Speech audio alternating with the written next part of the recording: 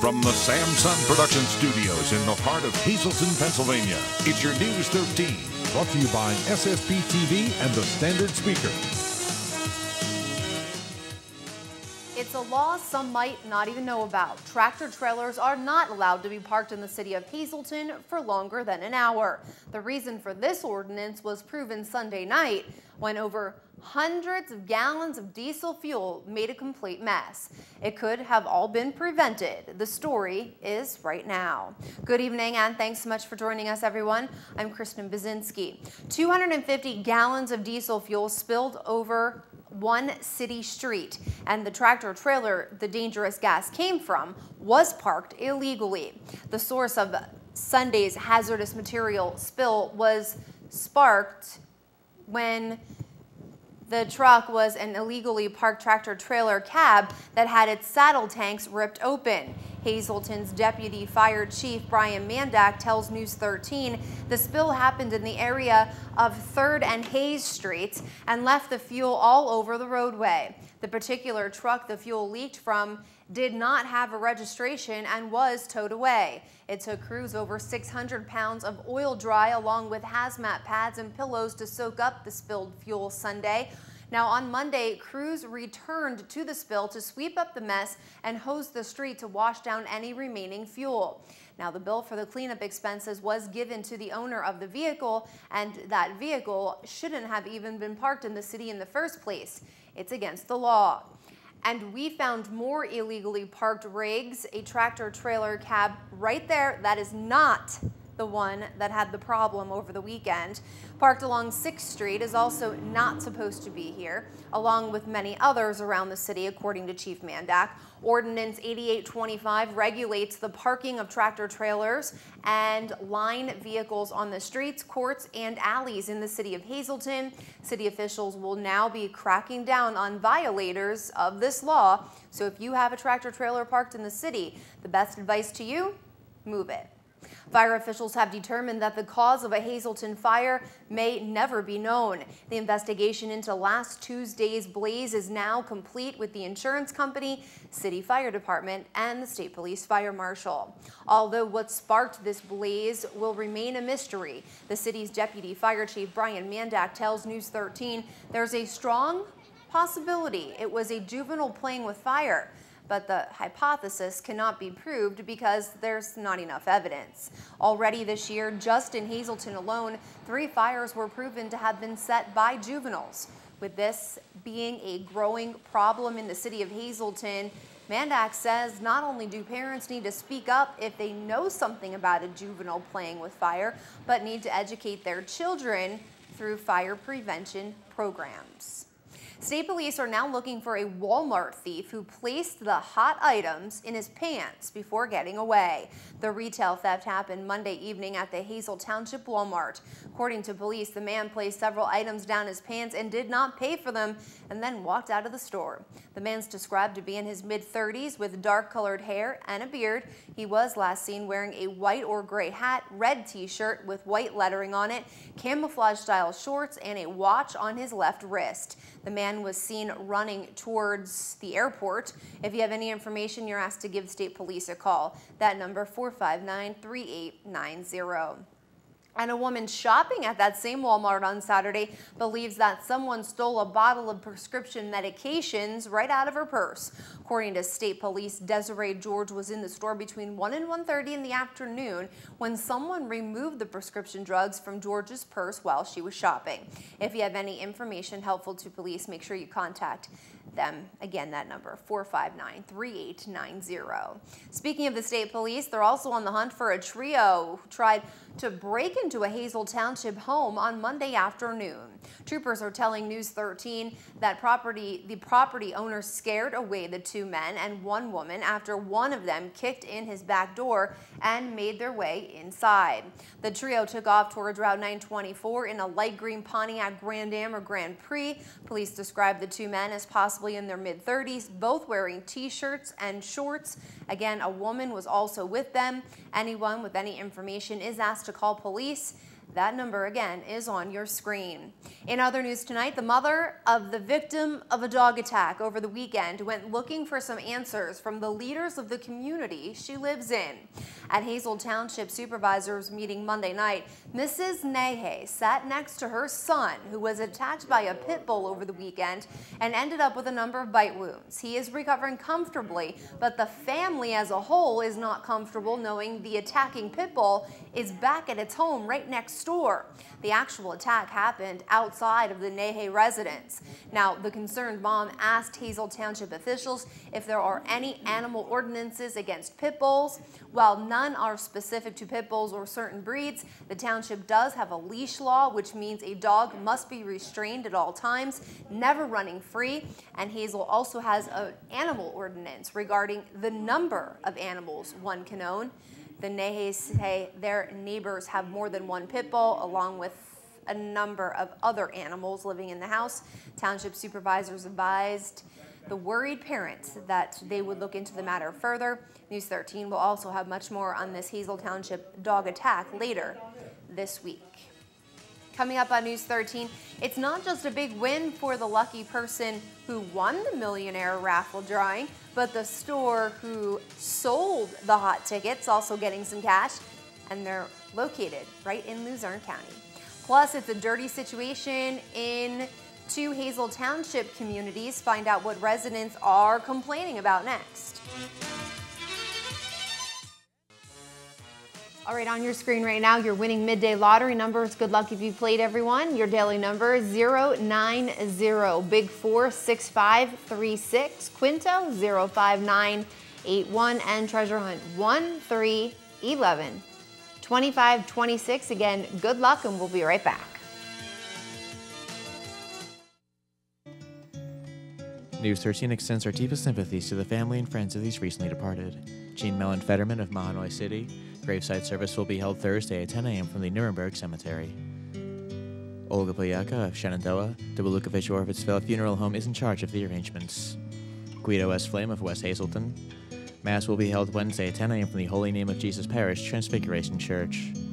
Wayne Yeager of Minersville. The Louis D. Truskowski Funeral Home is in charge of the arrangements. Blanche F. Yanuzzi of Drums. The funeral will be held Thursday at 9:30 a.m. from the John J. Pustai Funeral Home. Friends may call Wednesday from 6 to 8 p.m. Leanne Smarr of Upper Lehigh. Mass will be held Wednesday at 10 a.m. from the Immaculate Conception Parish St. Anne's Church.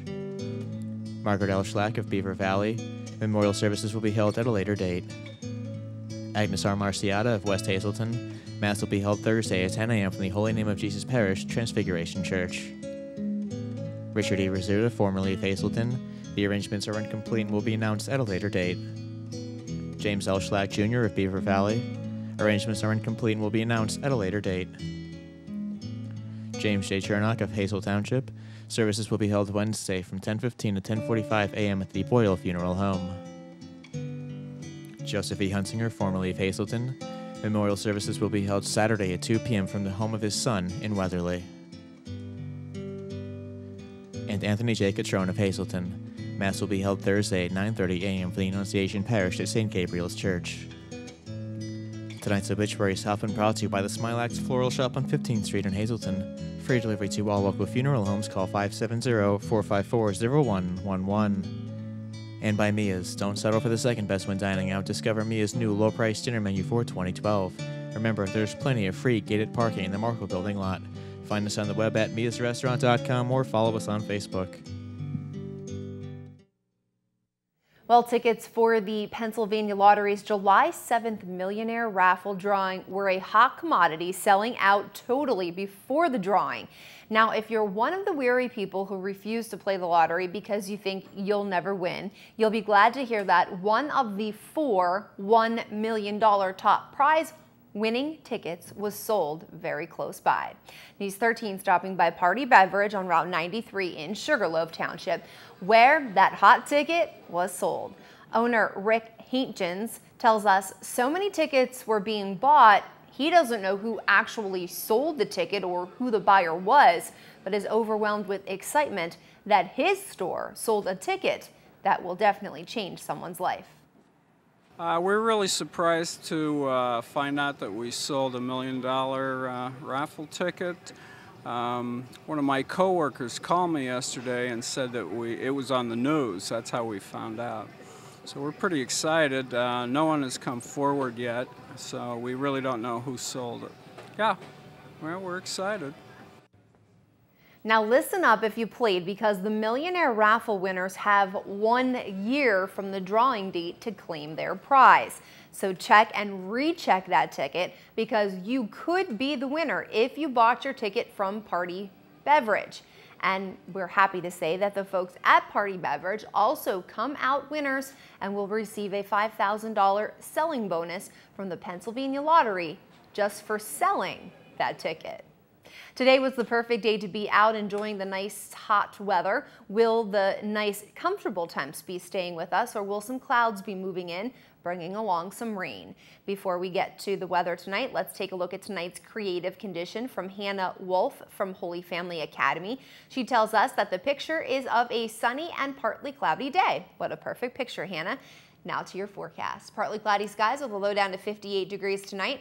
Tomorrow will hit 80 and it will be mostly sunny skies. So no rain, at least for the next 24 hours. We'll find out how the next 4 days ahead are looking coming up in just a moment. But first, Just Windows and much, much more. First Street in Freeland, 636-1133, bringing you the forecast tonight. JustWindowsandMore.com is where you can find more information about that Freeland business. Well, more news and information is coming your way next right here on News 13. Stay with us. About a dozen residents are disgusted over dirt and dust that they say is disturbing their quality of life. They took their anger to the leaders of the community in which they live. The story is where we begin right now. From the Samson Production Studios in the heart of Hazleton, Pennsylvania, it's your News 13. Hey everyone, thanks for staying with us tonight. I'm Kristen Bazinski. Residents came out in full force Monday night to voice their concerns over what they're calling a dirty situation in one part of Hazle Township. Monday night's meeting was full of dirt and dust. Not literally, but that was the heated subject of debate. Residents are not happy with the mess that they say is coming from a breaker and mining operation near the Latimer Mines and Pardysville sections of Hazle Township. Residents say the dirt and dust from the Gleno Hawbaker Company has taken over their lives. This is video of the company when News 13 was invited for a tour. Now, the residents want township supervisors to shut down operations, but supervisors told the residents that the operation actually falls under the Department of Environmental Protection's Office of Surface Mining, so they should contact them. But Supervisor Chair Bill Gallagher said he and fellow supervisors will not turn their back on the residents and know something has to be done.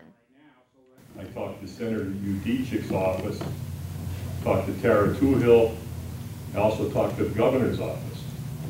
And they're all saying, go back to Hazle Township and have the supervisors start, and you have to help us or tell us what to do to stop this dirt. It's getting completely out of hand. A month ago, it was bad, but now it's that much worse. Numerous residents of those areas have filed complaints with the zoning and code enforcement offices in the township.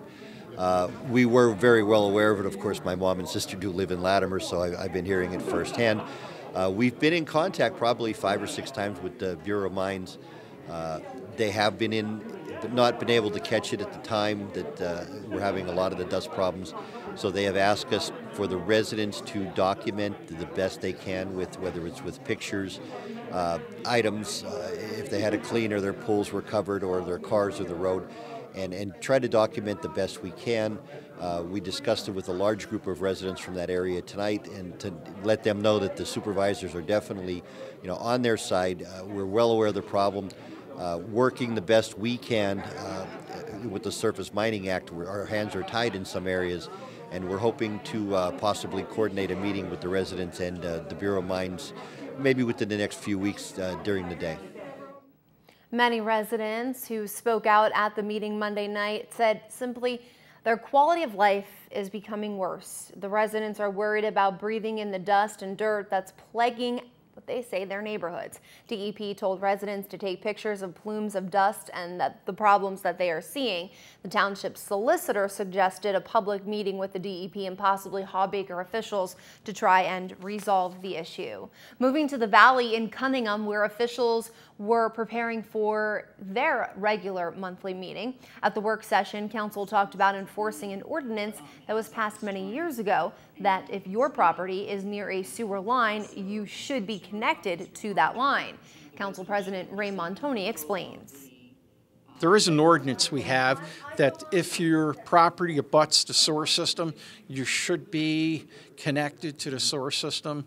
There are some people, there are some homeowners in homes that are not connected to the sewer system. We're trying to identify them at this point.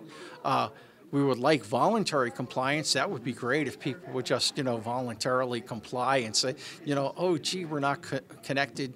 They can call the office here, 788-4385, and speak to Maureen. Now, council also talked about a grant which was applied for to put in sidewalks and take care of some water problems on Sugarloaf Avenue.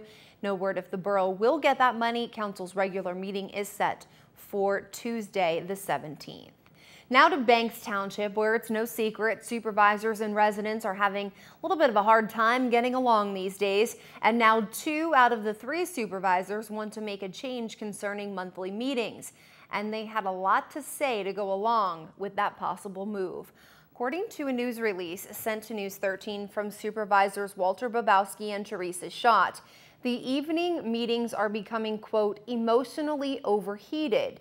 So to act as a, quote, cooling off period, the 2 supervisors are requesting the meetings be scheduled in the early morning.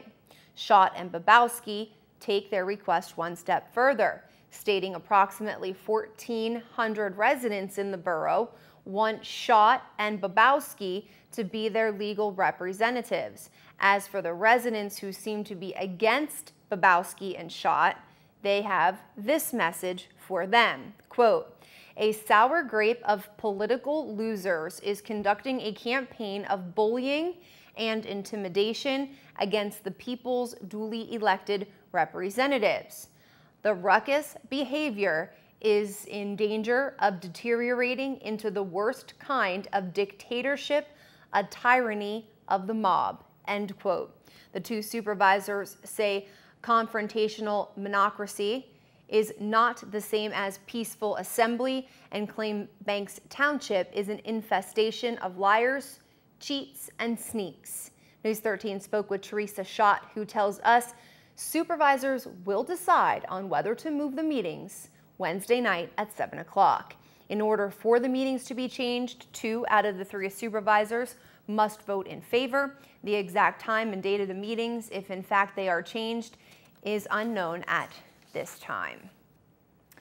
About 250 gallons of diesel fuel spilled all over one city street, and the tractor trailer the dangerous gas came from was parked illegally.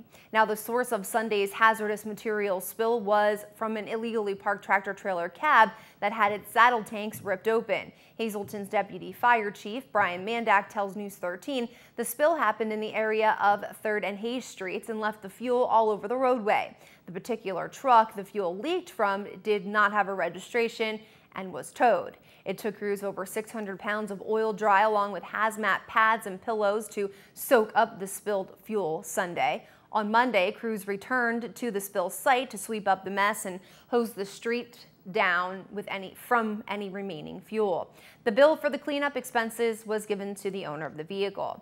And that vehicle shouldn't have even been parked in the city in the first place. It's against the law. And we found more illegally parked rigs. This tractor trailer cab parked along 6th Street is also not supposed to be there, along with many others around the city, according to Chief Mandak. Ordinance 8825 regulates the parking of tractor trailers, and line vehicles on the streets, courts, and alleys of the city of Hazleton. City officials will now be cracking down on violators of this law.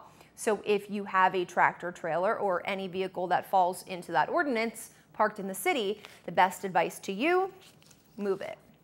Fire officials have determined that the cause of a Hazleton fire may never be known. The investigation into last Tuesday's blaze is now complete, with the insurance company, city fire department, and the state police fire marshal working the case. Although what sparked this blaze will remain a mystery, the city's deputy fire chief Brian Mandak telling News 13 today there's a strong possibility it was a juvenile playing with fire, but the hypothesis cannot be proved because there isn't enough evidence. Already this year, just in Hazleton, 3 fires were proven to have been set by juveniles. With this being a growing problem in the city of Hazleton and beyond, Mandak says not only do parents need to speak up if they know something about a juvenile playing with fire, but need to educate their children through fire prevention programs. All right, coming up on News 13, 2 local businesses are teaming up once again to keep you healthy at no cost. More on that in just a bit. But first, a number of children have been attacked by dogs in their neighborhoods, and one mother isn't keeping her mouth muzzled about the matter. That story after the break.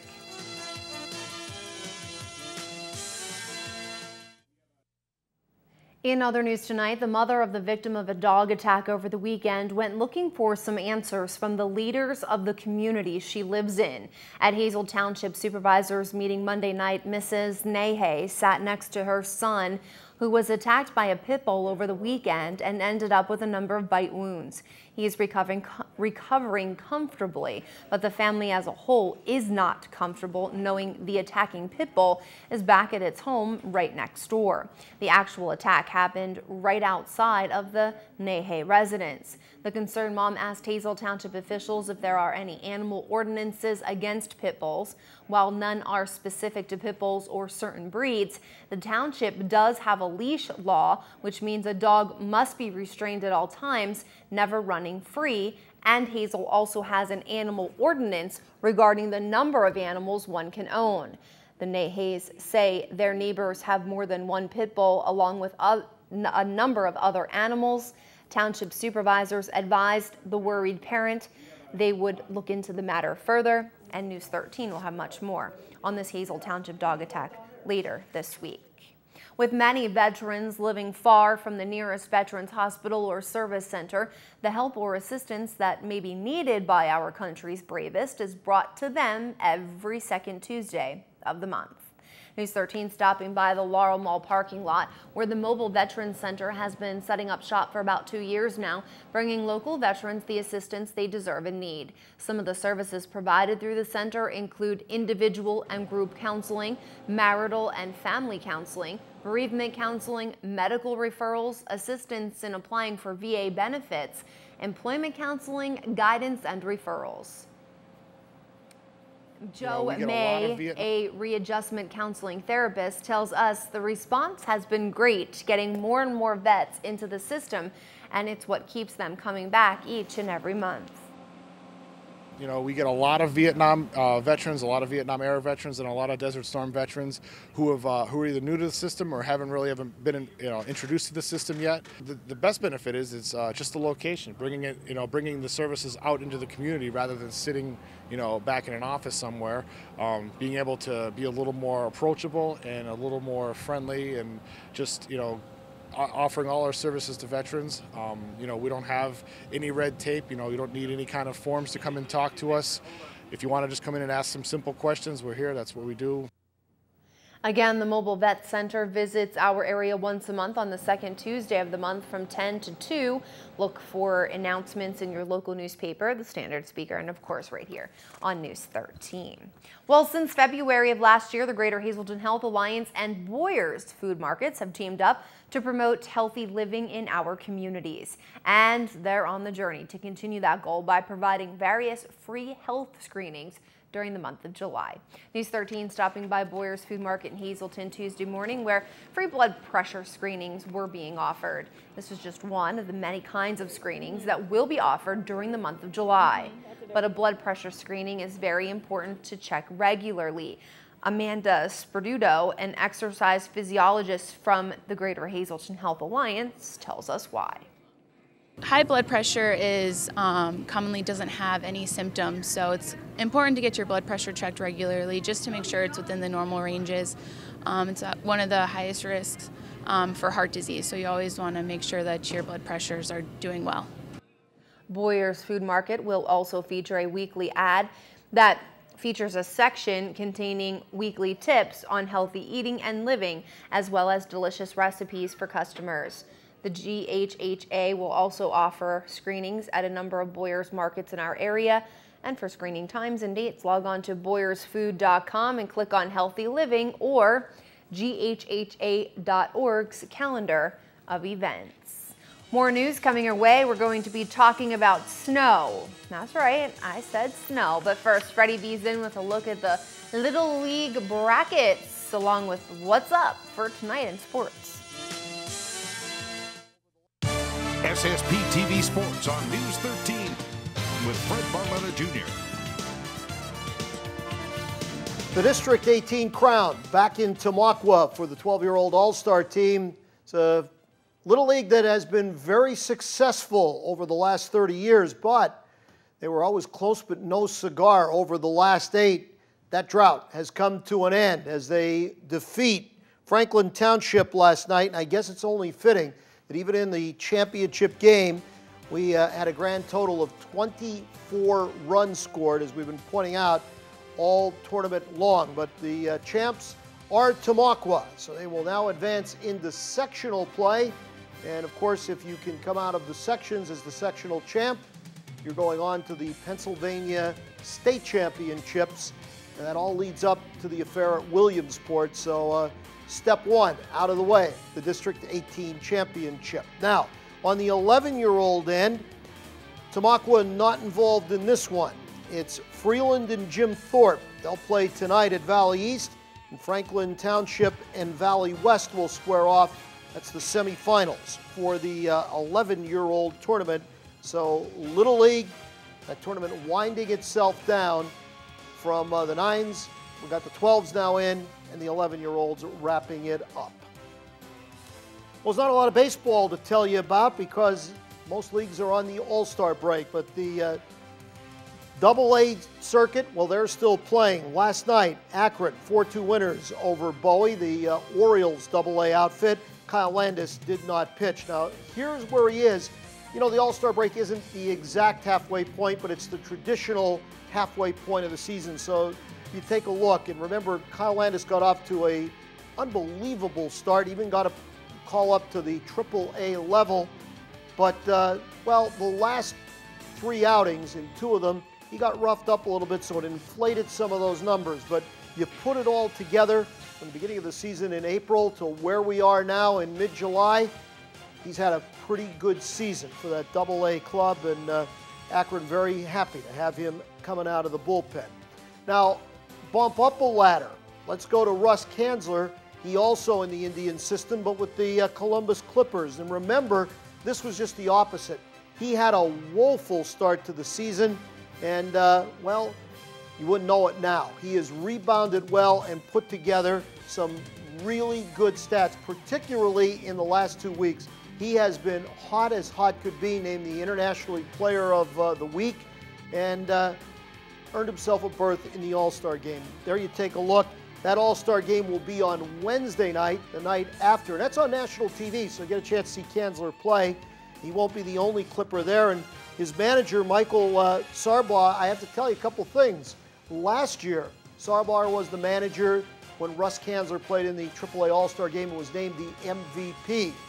And if you didn't know it, his roots go all the way back to Berks County in Reading. So a little bit of a Pennsylvania connection with the skipper as well. Now, speaking of the All-Star break, the granddaddy of them all, the Major League Baseball All-Star game, that'll take place tonight at Kauffman Stadium in Kansas City. We saw the Home Run Derby last night. If you're as old as I am, you remember the last time this game was played in Kauffman Stadium back in '73, and it wasn't a pretty sight for the American League. They'll try to right that wrong tonight as Justin Verlander gets the start against Matt Cain. But you know they won't be around long, but it should be an interesting game nonetheless. Hey, how hungry are you tonight? The most popular wing night in town is up at Bottlenecks. That's right, they've got the area's best wings, and every Tuesday they're just $9.95 for all you can eat. All the delicious flavors. You can have as many as you like. You can't go wrong, and they are delicious. Up at Bottlenecks every Tuesday. They sponsor us not only on Tuesdays, but it's a great place. All right, today was the perfect day to be enjoying the nice hot day. Will the nice temps be staying around, or will some clouds be moving in? Before we get to the weather tonight, let's take a look at tonight's creative condition from Hannah Wolf from Holy Family Academy. She tells us that the picture is of a sunny and partly cloudy day. What a perfect picture, Hannah. And now to your forecast. Partly cloudy skies will take us through tonight with a low down to 58 degrees. And your 4-day outlook goes like this: 80 across the board. We see temps very mild in the evening. Now, Saturday is when we do see a chance of a thunderstorm possibly rolling through the area. We'll keep an eye on that for you. But for now, the next 4 days are looking mighty fine.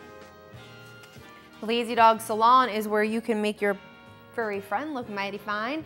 459-0310 is the number to call, North Broad Street in West Hazleton. Also Valley High Drive and Route 93 in West Hazleton. Yummy milkshakes, ice cream, and a whole lot more. That's Valley High Drive in. Stop by today. Finally tonight, summer may be in full swing, but some are already getting ready for snow. PennDOT is looking to hire a variety of positions for their 2012 winter maintenance program, which runs from September through April. Positions include temporary equipment operators, mechanics, trade helpers, clerks, and typists. Applicants must have a commercial driver's license with the air brake restriction lifted, along with 6 months of experience. If you're interested, apply online before Wednesday, July 25th at www.state.pa.us. Winter will be here before we know it. That'll do it for us tonight. Thank you for making us a part of your day. You can catch this newscast again with a rebroadcast throughout tonight, or simply go to News 13's website, ssptv.com. It's all just a click away, 24/7. On behalf of all of us here at News 13, be safe, have yourselves a great night. We'll see you back here on Wednesday. Good night.